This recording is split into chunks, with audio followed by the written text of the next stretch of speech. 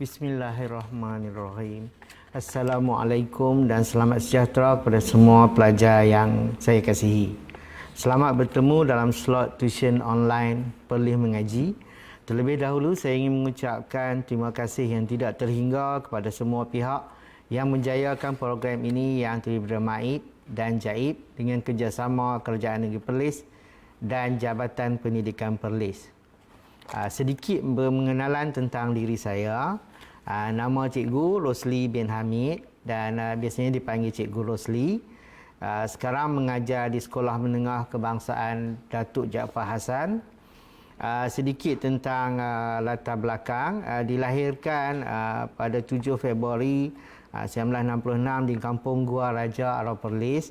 Mendapat pendidikan awal di Sekolah Kebangsaan Kuala Pegang dan seterusnya Sekolah Menengah Kebangsaan Kuala Pegang, Sekolah Menengah Baling dan seterusnya meneruskan pendidikan di Maktab Perguruan Teknik Kuala Lumpur dalam bidang pensiasatan akaun dan melanjutkan pelajaran ke Universiti Sains Malaysia dan mula bekerja pada 1 Disember 1990 di Sekolah Menengah Kebangsaan Kampung Sertik, Karak, Pahang dan bertukar ke Sekolah Menengah Kebangsaan Bentong, Pahang dan seterusnya mengajar di Sekolah Menengah Kebangsaan Kuala Ketis 1, Baling, Kedah dan akhir sekali berada di Sekolah Menengah Kebangsaan Datuk Jaafar Hassan Perlis sehingga ke hari ini.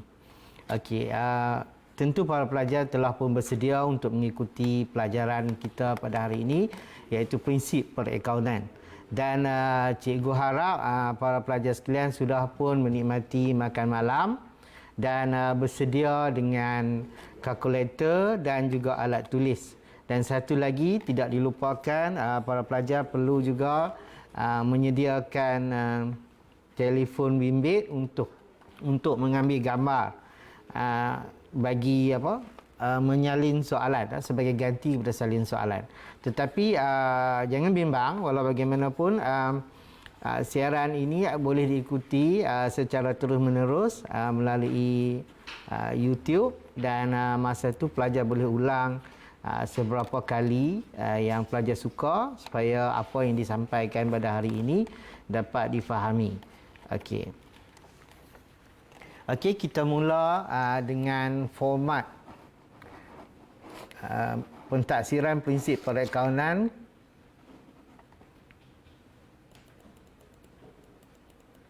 Okey, kod 3756. Prinsip perakaunan 3756 SPM ini terdiri daripada 3 kertas iaitu kertas 1, kertas 2 dan kertas 3. Kertas 1 dari segi wajarannya mengambil lebih kurang 20%, kertas 2 60% dan kertas 3 yang merupakan tugasan kerja khusus meliputi 20%. Okey, jadi fokus kita pada hari ini ialah kertas 2.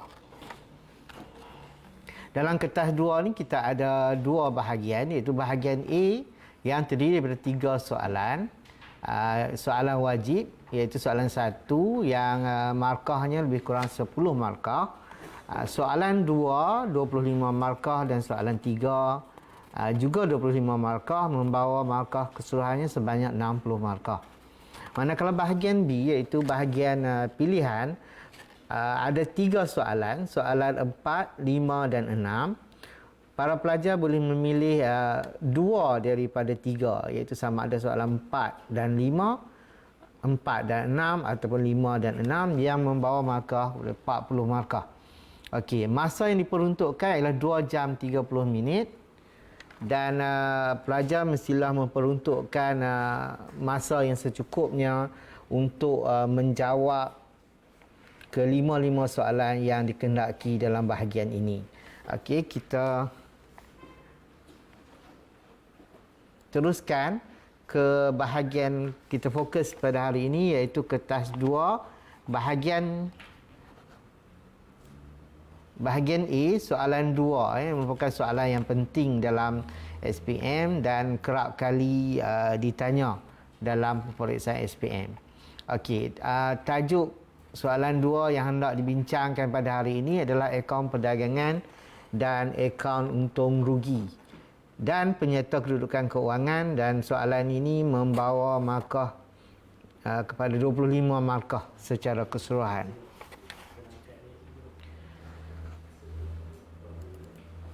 Jadi pelajar mestilah mengingat ada 6 langkah dalam masa kita menjawab soalan. Di ringkasan dia APUR, APUR dan PKK. APUR tu adalah singkatan kepada akaun perdagangan dan untung rugi, dan PKK merupakan penyata kedudukan keuangan. Okey, kita teruskan ke langkah pertama, tu langkah 1. Okey, langkah 1, pelajar dikendaki mengenal pasti item akaun perdagangan yang ada dalam soalan ini. Okey, nanti kita akan tengok soalan. Okey, dalam soalan ini, pelajar boleh secara mudahnya, biasanya di sekolah, cikgu akan tunjuk 10 jari macam ni ya. 10 jari bermakna ada 10 item akaun perdagangan. Okey, bermula dari sini, kita sebut yang pertama jualan, pulangan jualan, belian, pulangan belian, angkutan masuk, upah atas belian, duty import, insurans atas belian, inventory awal dan inventory akhir. Okey, jadi mudah kan, kita ada 10 jari dan 10 jari itu digunakan untuk mengingati item akaun perdagangan. Okey, cikgu ulangi. 1 jualan, 2 pulangan jualan, 3 belian, 4 pulangan belian, 5 angkutan masuk, 6 upah atas belian, 7 duty import atau duty atas belian, 8 insurans atas belian, 9 inventory awal dan 10 inventory akhir. Jadi bukanlah sukar untuk kita mengingati 10 item akaun perdagangan yang lebih kurang sama dengan 10 jari yang kita ada. Okey, langkah yang kedua. Langkah kedua adalah pelajar mengenal pasti item dalam akaun untung rugi. Item dalam akaun untung rugi ni kita boleh kelaskan kepada 2. Singkatan kepada hasil kita sebut sebagai URH, bermaksud untung rugi hasil. Dan satu lagi adalah URB, iaitu untung rugi belanja. Jadi dengan mengingati UR tu, pelajar tahu yang ini item adalah item untuk akaun untung rugi, dan H ni mewakili hasil. Begitu juga dengan sebelah belanja, URB adalah untung rugi belanja. Jadi dua ni mudah untuk kita ingat. Okey. Mula-mula kita tengok contoh URH atau dipanggil untung rugi hasil. Item dalam untung rugi yang merupakan hasil, salah satu contohnya sewa diterima, faedah atas simpanan tetap, pengurangan hutang ragu, hutang lapuk pulih, komisen diterima, faedah diterima dan diskaun diterima. Okey, ini adalah item untuk hasil yang dipanggil sebagai URH. Okey. Seterusnya kita lihat pula bahagian belanja dengan singkatan URB atau untung rugi belanja. Contoh yang dikemukakan di sini adalah kadar bayaran, gaji, sewa, diskaun diberi, susut nilai aset bukan semasa, alat tulis, promosi, pertambahan hutang ragu atau hutang ragu diwujudkan, faedah atas pinjaman, faedah atas overdraft bank, belanja runcit dan hutang lapuk. Ini adalah langkah yang kedua. Okey, seterusnya kita teruskan ke langkah yang ketiga. Okey. Langkah ketiga, semasa pelajar membuat latihan, elok rasanya kalau pelajar menyediakan dalam bentuk jadual seperti ini. Okey, dengan cara menyediakan jadual seperti ini, kita boleh mengkelaskan dengan mudah atau mengenal pasti item penyerta kedudukan keuangan yang terdiri daripada singkatan ABS, adalah aset bukan semasa, iaitu premis, perabot, lekapan, alatan pejabat, kenderaan, dan mesin. Okey. Sebagai petua untuk mudah nak ingat bahagian ini, pelajar boleh menulis begini, ya. Kita boleh susun dalam bentuk satu ayat, iaitu pergi, yang mewakili P, premis, pergi Pulau Langkawi ambil kereta mewah. Okey, cikgu ulang.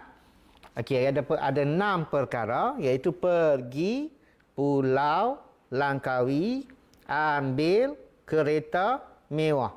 Kerana aset bukan semasa ni hanya ada 6 sahaja, iaitu premis yang dipanggil sebagai bangunan, perabot, lekapan, alatan pejabat, kenderaan dan mesin atau jentera. Okey, yang kedua kita kena pasti sebagai AS, iaitu aset semasa. Aset semasa ni boleh dikenal pasti, iaitu inventory akhir, akaun belum terima, tunai, bank, tunai runcit, insurans prabayar dan sewa belum terima. Untuk bahagian yang ketiga, kita kena pasti dengan perkataan LS, iaitu liability semasa, yang terdiri daripada akaun belum bayar, pinjaman di bawah tempoh 1 tahun, faedah atas pinjaman belum bayar dan sewa belum terperoleh. Okey, seterusnya LBS adalah singkatan daripada liability bukan semasa, yang terdiri daripada 2, iaitu pinjaman melebihi 1 tahun dan gadai janji. Manakala yang terakhir yang dipanggil sebagai EP, iaitu ikuti pemilik, terdiri daripada modal, untung bersih dan ambilan. Okey, itu langkah yang ketiga. Langkah yang keempat, semasa menyediakan latihan, pelajar boleh membuat jadual seperti ini. Okey, susun mengikut bilangan maklumat tambahan yang terdapat dalam soalan, dan kita boleh bahagikan kepada 3 bahagian, iaitu akaun perdagangan AP, akaun untung rugi URH dan URB, dan seterusnya penyerta kedudukan kewangan yang terdiri dari ABS, AS, LS, LBS dan EP. Okey. Bahagian yang kelima atau langkah yang kelima adalah kita sediakan akaun perdagangan dan akaun untung rugi. Langkah keenam, atau langkah yang terakhir, kita sediakan penyerta kedudukan kewangan. Okey, para pelajar boleh sediakan bersedia dengan telefon bimbit masing-masing untuk mengambil gambar soalan yang cikgu akan tunjukkan di sini. Okey, soalan kita untuk tajuk akaun perniagaan untung rugi dan juga penyerta kedudukan kewangan. Kita baca soalan. Imbangan duga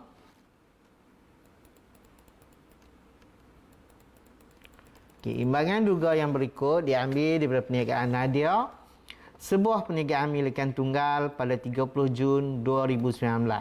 Okey, ini bentuk sebahagian daripada imbangan duga. Petikkan imbangan duga, ya. Okey, dia ada bahagian debit dan juga bahagian kredit.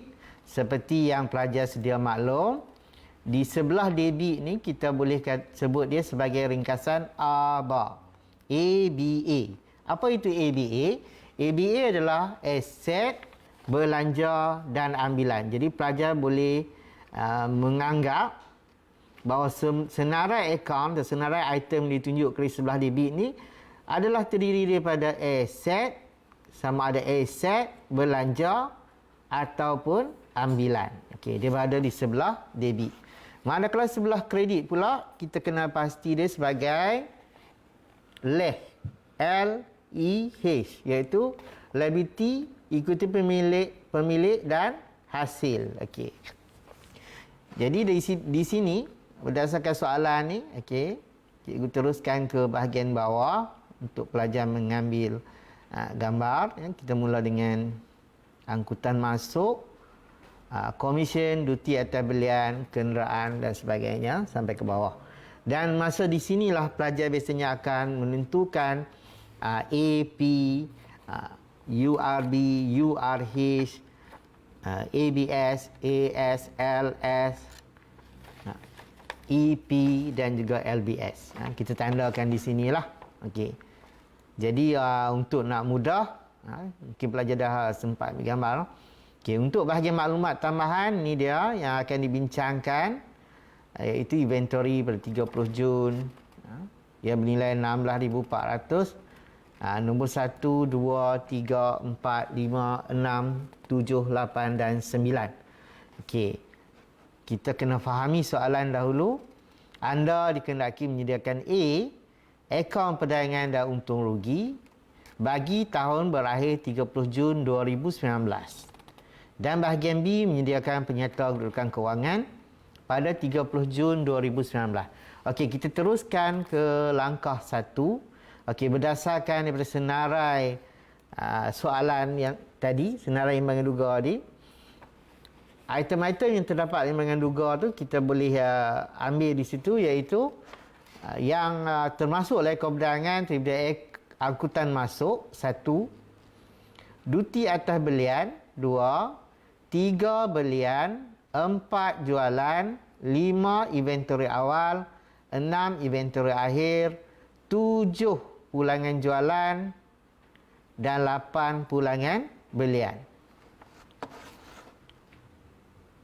Okey, seterusnya item akaun rugi yang terdapat dalam soalan ini yang telah pun kita dapat kenal pasti, iaitu angkutan keluar ditanda sebagai URB, gaji URB, alat tulis URB, diskaun diberi URB, sewa URB, komisen diterima URH atau hasil, kadar bayaran URB, promosi URB, belanja am URB, dan yang ke-10 hutang lapuk terpulih URH, iaitu hasil. Okey, daripada senarai item dalam penyerta kedudukan kewangan, yang termasuk dalam penyerta kedudukan kewangan adalah modal awal, tunai.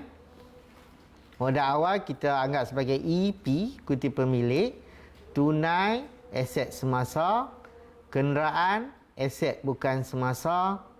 Ambilan EP, bank, AS, akaun belum terima, AS, akaun belum bayar, LS, alatan pejabat, ABS, inventory akhir, AS. Okey, langkah kedua adalah kita menyelesaikan maklumat tambahan. Okey, seperti yang pelajar lihat dalam soalan.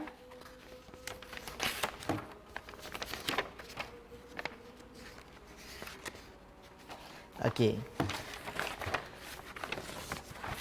Item pertama dalam maklumat tambahan. Okey, kita tengok maklumat tambahan. Inventory nombor 1, inventory per 30 Jun bernilai 16,400. Okey, yang ni ditunjukkan dalam bilangan 1, inventory akhir masuk lagi ke perdagangan. Kita tulis nilainya 16,400. Okey, akaun rugi tidak terlibat, tinggalkan. Dan seterusnya inventory akhir yang sama akan dimasukkan dalam penyerta kedudukan kewangan bernilai 16,400 sebagai aset semasa.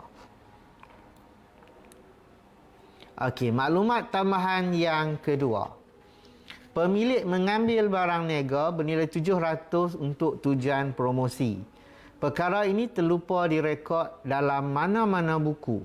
Okey, fahami soalan dahulu. Bila pemilik mengambil barang niaga dan barang niaga itu digunakan untuk tujuan promosi, maka pengiraannya adalah seperti berikut.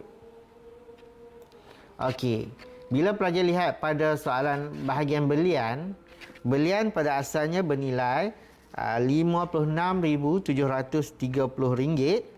Oleh kerana barang niaga diambil untuk tujuan promosi, jadi kita akan tolak 700. Jadi belian sekarang adalah sebanyak RM56,030. Okey. Seterusnya, maklumat tambahan ni berkaitan dengan akaun rugi, iaitu kita akan tambah RM700 barang niaga diambil untuk promosi itu kepada promosi yang sedia ada dalam imbangan duga.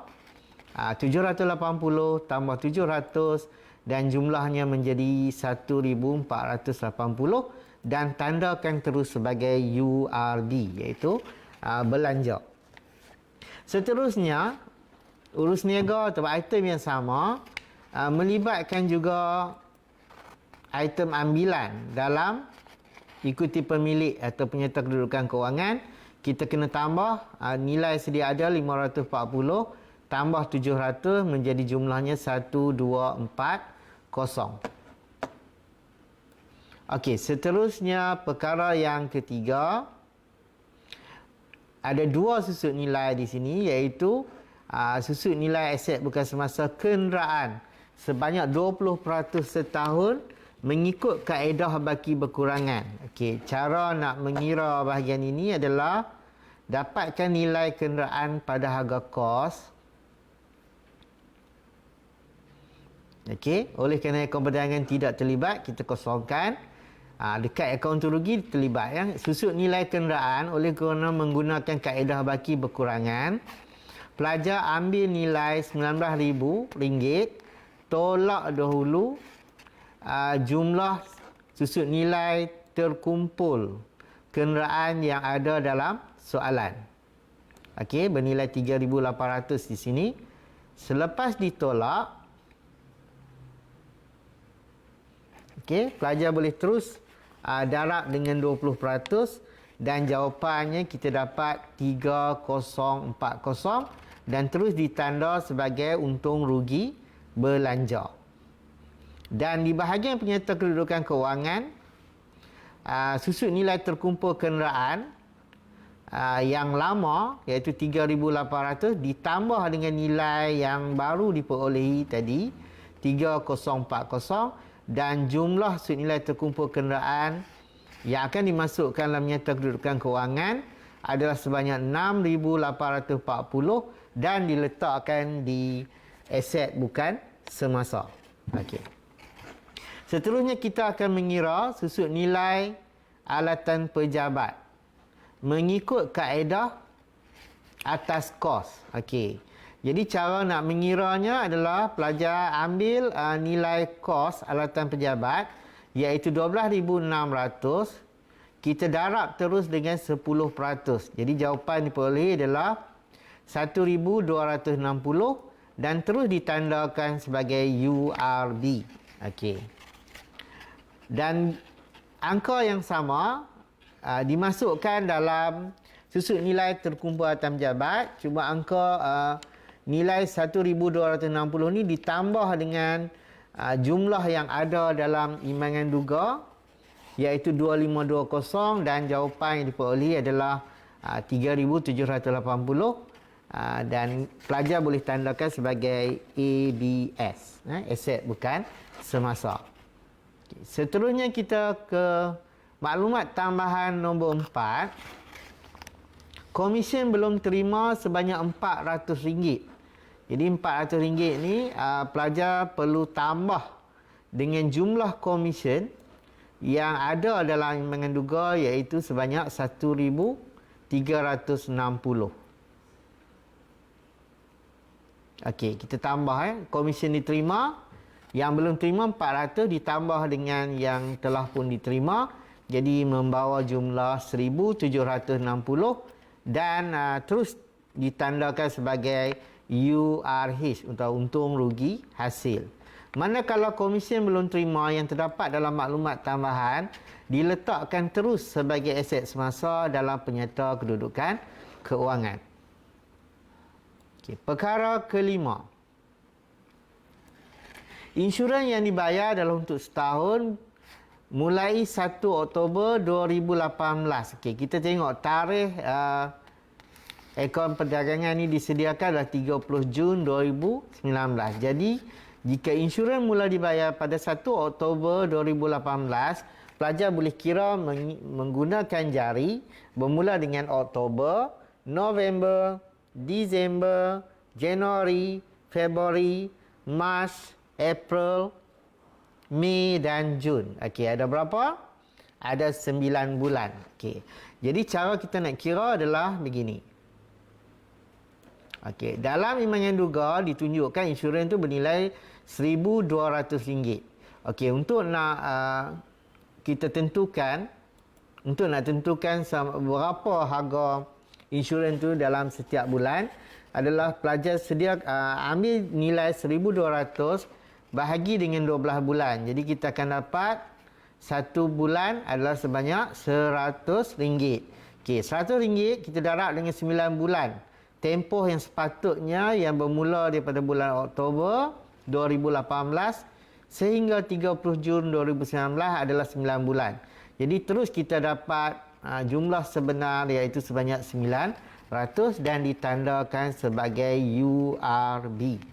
Okey, seterusnya insurans prabayar boleh dikesan begini ya. Dalam satu tahun ada 12 bulan. Jika 9 bulan digunakan untuk insurans sebenar, jadi 12 bulan tolak 9 bulan, kita ada insurans prabayar sebanyak 3 bulan. Okey. RM100 sebulan, kita darab dengan 3 bulan, kita akan dapat RM300. RM300 ini diletakkan dalam penyerta kedudukan kewangan sebagai aset semasa. Okey, perkara ke-6. Perkara ke-6, gaji pekerja belum bayar sebanyak 2,600. Okey, dalam Imbangan Duga kita ada gaji di sini sebanyak 16,000. Jadi oleh kerana belum bayar, kita tambah yalah. Kita tambah gaji sedia ada dalam Imbangan Duga 16,000 tambah dengan 2,600, jadi jumlah yang kita perolehi adalah sebanyak 18,600 dan terus ditanda sebagai URB iaitu sebagai belanja. Okey, seterusnya gaji belum bayar sebanyak 2,600 kita akan masukkan sebagai liability semasa dalam penyerta kedudukan kewangan. Okey, perkara ke-7. Perkara ke-7, peruntukan hutang ragu diselaraskan kepada 5% atas akaun belum terima. Okey, jadi di sini pelajar boleh kira peruntukan hutang ragu dengan mengambil nilai akaun belum terima dalam Imbangan Duga sebanyak 12,800, kita darab dengan 5%. Okey, selepas didarabkan dengan 5%,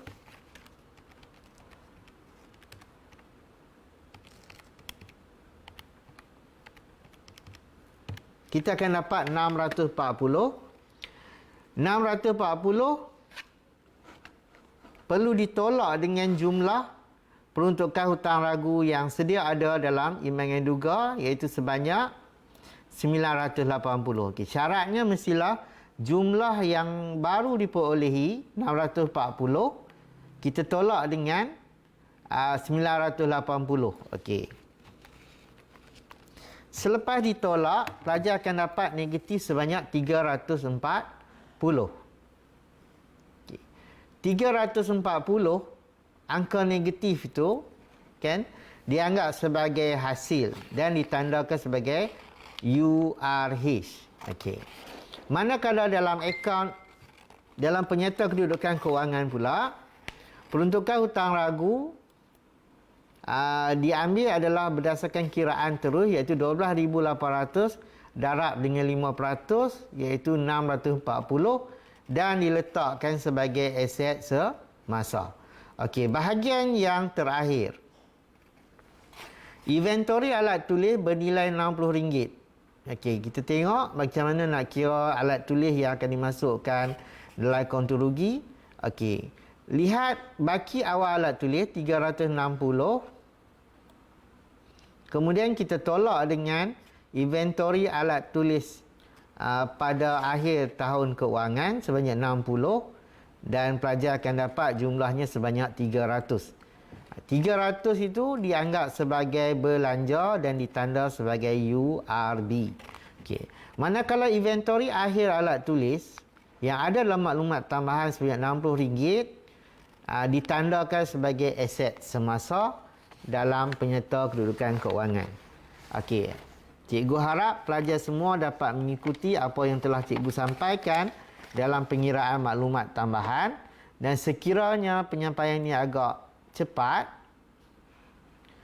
jadi pelajar boleh mengulang kaji ya, berkali-kali dalam siaran yang boleh diulang di mana-mana. Okey. Seterusnya, langkah yang ketiga, kita sama-sama sediakan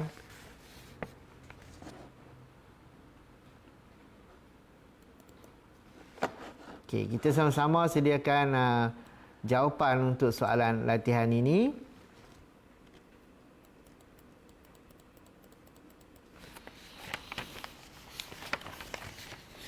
Okey, mula-mula pelajar tengok dekat jualan. Okey, bahagian imbangan duga.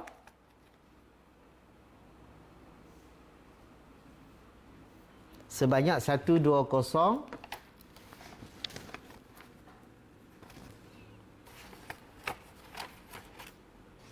980.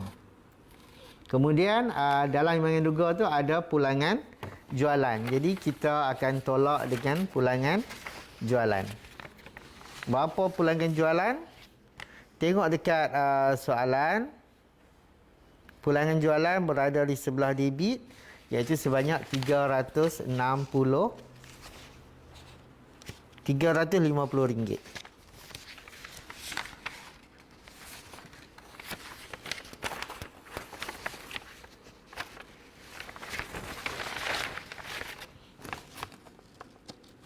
Okey, kita tolak. Dan seterusnya jawapan yang diperoleh adalah 120 630. 120 630. Dan jawapan ni terus ditulis sebagai jualan bersih. Jadi jualan tolak pulangan jualan, dapat jualan bersih. Okey, seterusnya selang sebaris. Kita akan tulis tajuk kecil iaitu kos jualan. Okey, inventory awal ditulis di kolom yang kedua, 12,500.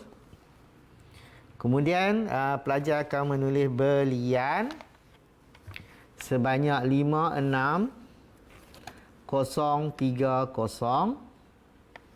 Kita akan tolak dengan pulangan belian sebanyak 540.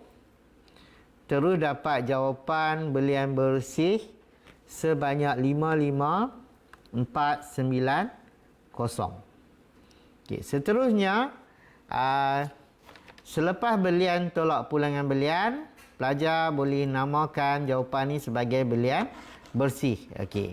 Kita ada bahagian satu lagi yang dipanggil sebagai Audi yang ada dalam soalan ni, iaitu dua perkara, iaitu angkutan masuk dan juga duti atas belian. Okey, masukkan angkutan masuk dan duti atas belian sebanyak 1460 dan pindahkan jawapan sebagai 57,140 dan jawapan ni dinamakan sebagai kos belian.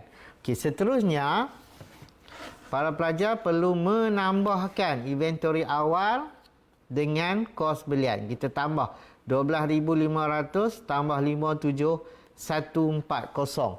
Jadi jawapan yang diperolehi adalah 69,640. Dan jawapan inilah yang dinamakan sebagai kos barang untuk dijual. Seterusnya pelajar akan tolak dengan inventory akhir.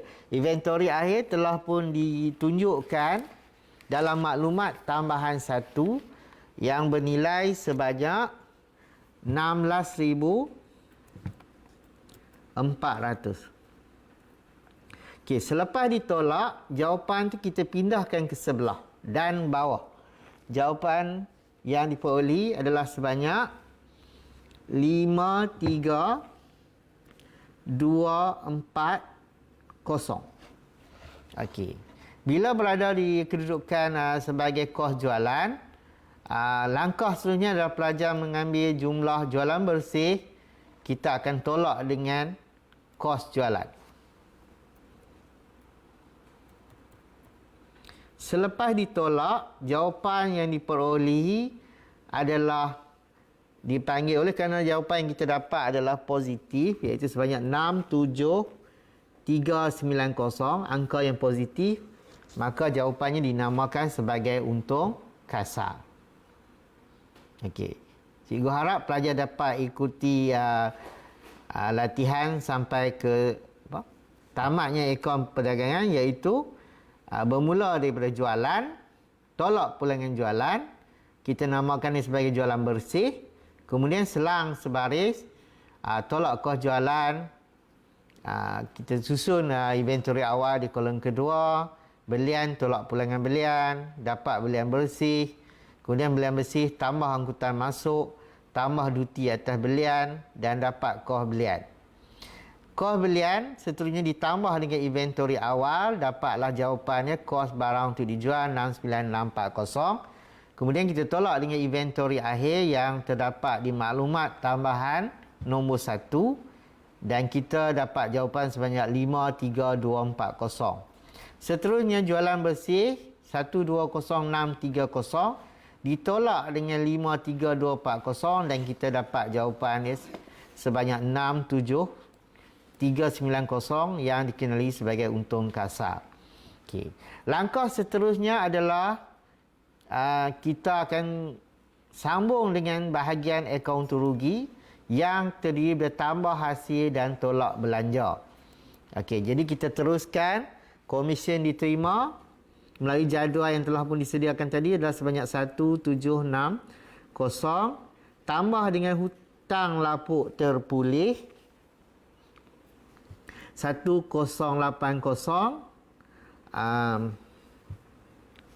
pengurangan hutang ragu tadi 340 dan kita tambah ketiga-tiga angka ini kita dapat 3180. Okey. Seterusnya apa yang perlu kita buat adalah untung kasar kita tambah dengan hasil. Dan jawapan yang kita peroleh adalah 70570. Okey. Selepas kita dah dapat jawapan untung kasar tambah hasil, tinggalkan jawapan dia di sini tanpa sebarang nama dan kita teruskan dengan menolak belanja. Jumlah belanja, perkara-perkara yang terdapat dalam akaun rugi adalah bermula dengan angkutan keluar 890, kemudian gaji 18,600, alat tulis 300, diskaun diberi 240, sewa 9,600, seterusnya kadar bayaran 1260,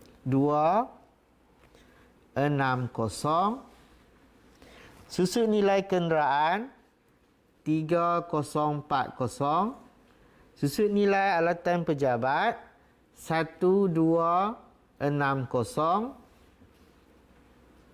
promosi 1480, belanja am 640, insurans 900. Okey. Kita ada berapa? Kita ada 1 2 3 4 5 6 7 8 9 10 11 item belanja. Kemudian pelajar perlu tambahkan semua 11 item belanja ni dan jumlahkan di sini. Dan kita dapati jumlahnya dah sebanyak 38,200. Okey. Seterusnya setelah kita memperoleh jawapan sebanyak 38,200, cara menyelesaikannya adalah pelajar ambil jumlah untung kasar tambah hasil sebanyak 70,570 dan tolak dengan Jumlah belanja 38,200. Jumlah yang diperolehi adalah sebanyak 32,370. Okey, inilah jumlah untung bersih. Okey. Seterusnya, selepas kita dapat untung bersih, angka untung bersih ni hendaklah dipindahkan ke penyerta kedudukan kewangan. Jadi kita teruskan dengan menyelesaikan soalan bahagian B, iaitu penyerta kedudukan kewangan pada 30 Jun 2019. Okey, kita teruskan.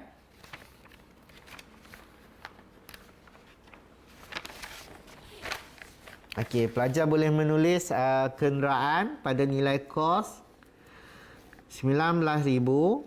Kemudian kita tolak jumlah susut nilai terkumpul kenderaan sebanyak 6840, dan kita dapat jawapan pada nilai buku sebanyak 12160. Okey. Seterusnya, alatan pejabat, ambil alatan pejabat pada nilai kos sebanyak 12,600. Kita tolak dengan susut nilai terkumpul alatan pejabat sebanyak 3780, dan jawapan diperolehi adalah 8820. Okey, kedua-dua angka nilai buku ini pelajar perlu tambahkan untuk dipindahkan ke bahagian jumlah menjadi 20,980. Okey, kita teruskan ke bahagian seterusnya, iaitu mengisi bahagian atau menyediakan bahagian aset semasa. Pelajar boleh menggunakan kolom yang ketiga, iaitu pindahkan inventory akhir ke kolom yang ketiga sebanyak 16,400. Akaun belum terima oleh kerana ada pengiraan, kita kira dia di kolom yang kedua 12,800. Tolak dengan peruntukan hutang ragu 640, dan bagi jawapan di sebelahnya sebanyak 12160. Okey, seterusnya kita masukkan jumlah tunai 1140, bank 47,890, komisen diterima 400, insurans prabayar 300, inventory akhir alat tulis 60. Dan jumlahkan di sini, kita dapat jawapannya 78,350. Okey, seterusnya kita akan tolak liability. Dalam liability ni kita ada dua item, iaitu akaun belum bayar dan gaji belum bayar. Okey, akaun belum bayar nilainya 10,660, dan gaji belum bayar sebanyak 2,600. Okey, tambahkan, bawa jawapan ke sebelah. Jawapannya berjumlah 13,260.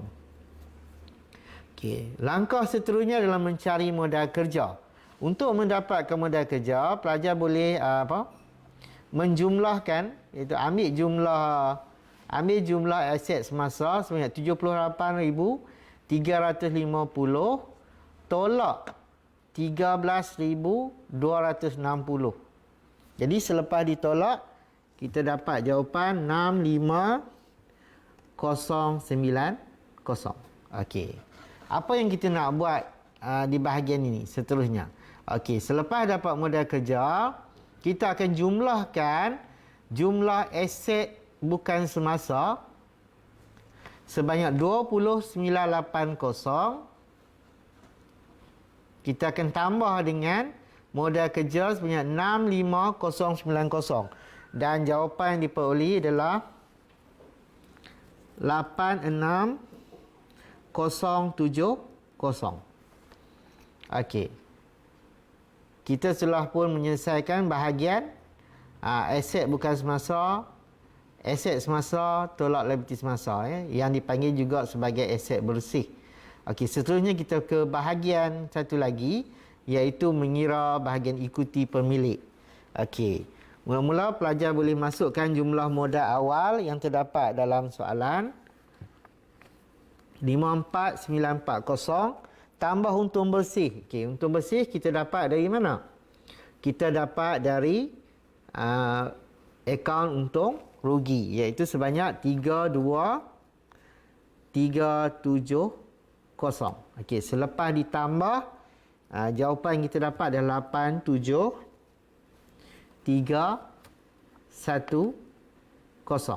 Okey, dapat ya? Okey, seterusnya kita akan tolak dengan ambilan sebanyak 1240. Okey, selepas ditolak kita akan dapat jawapan 86070. Jadi jawapan ini dinamakan sebagai modal akhir. Okey, kita buat pemerhatian keseluruhannya terhadap jawapan yang diperolehi tadi. Okey, pada penyata kedudukan kewangan ni, pelajar akan menulis aset bukan semasa, dan kita akan jumlahkan nilai aset bukan semasa ni adalah hasil tambah dua nilai buku, iaitu kenderaan dan juga alatan pejabat. Kemudian bahagian aset semasa, kita mula dengan inventory akhir, iaitu maklumat tambahan nombor 1. Kemudian akaun belum terima, tolak peruntukan hutang ragu. Selepas ditolak, pelajar akan dapat jawapannya 12160. Masukkan tunai, bank, komisen belum terima, insurans prabayar, inventory dan juga inventory alat tulis. Jadi kita dapati jumlah aset semasa adalah 78350. Kemudian kita akan tolak liability semasa, akaun belum bayar 10660, tambah gaji belum bayar iaitu 13260. Ambil jumlah aset semasa, tolak liability semasa. Jawapan yang pelajar akan dapat adalah sebanyak 65090. Okey, yang jawapan ini dinamakan sebagai modal kerja. Okey, langkah seterusnya adalah menambahkan jumlah aset bukan semasa dengan jumlah modal kerja, dan kita dapat angka pengimbang sebanyak 86070. Okey, seterusnya kita ke bahagian ikuti pemilik. Berdasarkan kepada imbangan duga dalam soalan, kita ambil modal awal 54940, kemudian ditambah dengan untung bersih yang diperolehi daripada penyediaan akaun untung rugi sebanyak 32370. Pelajar akan dapat 87310 setelah ditambah. Seterusnya kita tolak ambilan sebanyak 1240 dan jawapan yang diperolehi adalah modal akhir. Okey, itu dia dua bahagian yang telah pun kita selesaikan di bawah tajuk akaun perdagangan, untung rugi dan juga penyerta kedudukan kewangan, atau dipanggil dengan singkatan APUR dan PKK. Okey, sebagai latihan pengukuhan,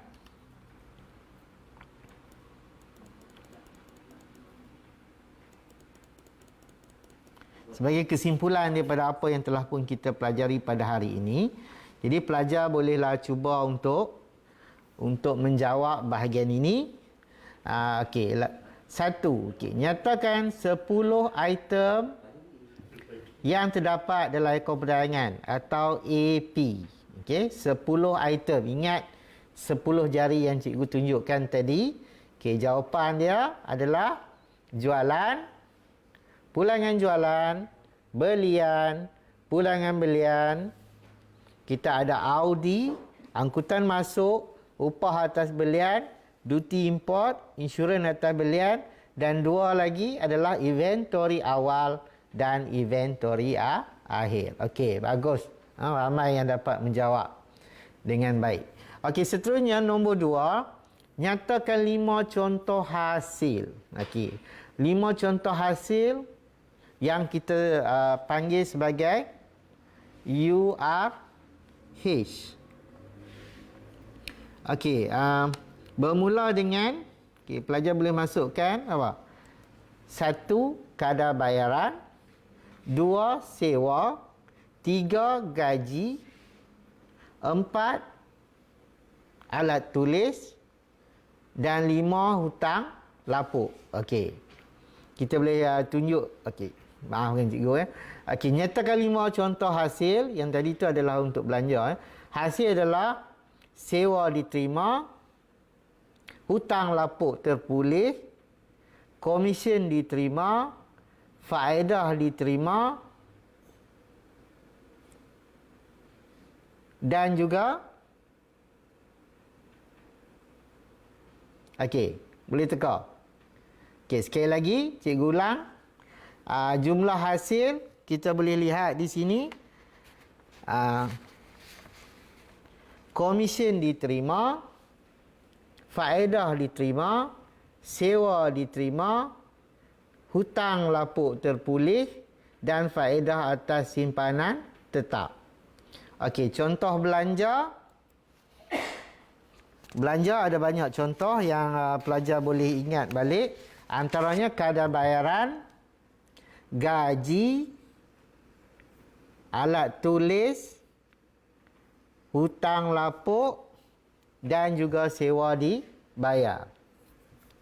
Okey, yang keempat, nyatakan 6 contoh aset bukan semasa. Aset bukan semasa sebagaimana cikgu sebut tadi. Pergi Pulau Langkawi, ambil kereta mewah. Okey. Yang pertama adalah premis, perabot, lekapan, alatan pejabat, kenderaan, dan juga mesin. Okey, soalan yang kelima. Nyatakan 5 contoh aset semasa. Okey, 5 contoh aset semasa di sini jawapannya terdiri daripada inventory akhir, akaun belum terima, tunai, bank. Kita boleh masukkan inventory alat tulis, ya. Dan ataupun insurans prabayar dan komisen belum terima.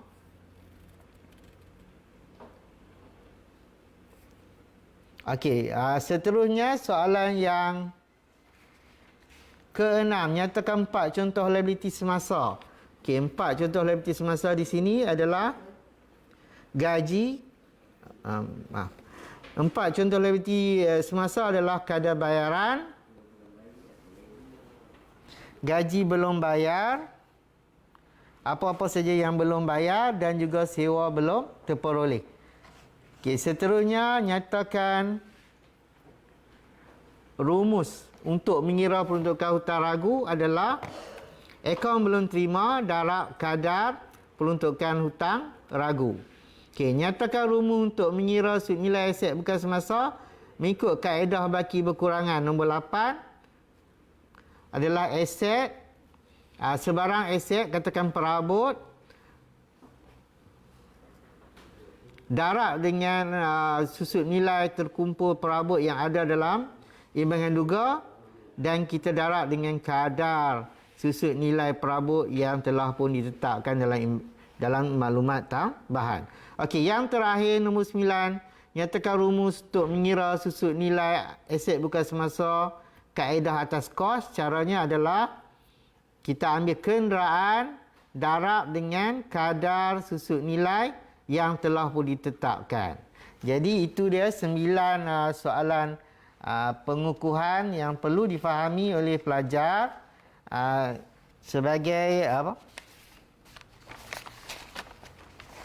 Sebagai kesimpulannya pada hari ini kita telah pun mempelajari akaun perdagangan dan untung rugi dan penyerta kedudukan keuangan. Okey. Dalam latihan di bawah tajuk prinsip akaun ini, setiap latihan haruslah berulang-ulang. Dan cikgu tegaskan di sini, dalam bahasa Inggeris kita sebut repeat to remember dan and remember to repeat. Okey, akhir kata